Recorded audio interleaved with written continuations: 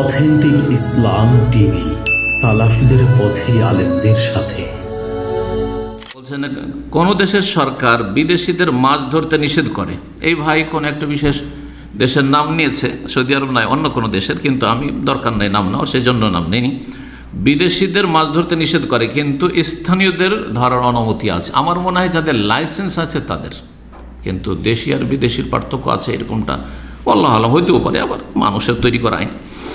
তারপরেও যদি কেউ মাছ শিকার করে তাহলে তার মাছ থেকে উপার্জিত রুজি কি হালাল হবে?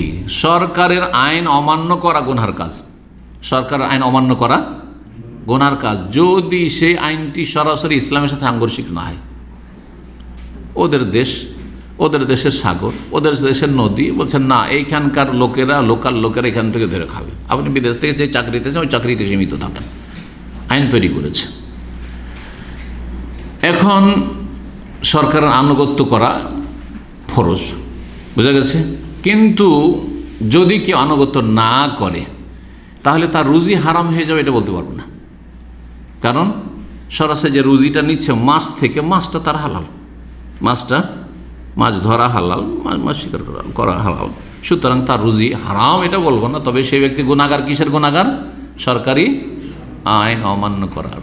ঠিক ওই রকম ফুটপাতে কেউ বিক্রি করে নিল, ধরেন এখানে কি নিষেধ নাই, কিন্তু আতর বিক্রি করে নিল, তাহলে যদি এই মাছ ধরা হারাম, মাছের রুজি হারাম হয়ে যায়, তাহলে তো আতর বিক্রি করে ওই রুজি হারাম হয়ে যাবে, বোঝা গেছে। কিন্তু সে নাজায়েজ কাজ করছে এবং সে গুনার কাজ করছে, আর তারপরে সে রিস্কি, ঝুঁকিপূর্ণ কাজ করছে। নিজের রুজিকে হয়তো নিজে আঘাত করবে, এমন সময় ধরা খেয়ে যাবে। থাকলে যদি বৈধ কাজ করতো তো তার রুজিতে আল্লাহ কত বরকত দিত, আরও 10 বছর চাকরি করতো। কিন্তু সে এমন এক্সিট লেগে গেল যার জীবনেও ঢুকতে পারবেন না। এরকম হচ্ছে না।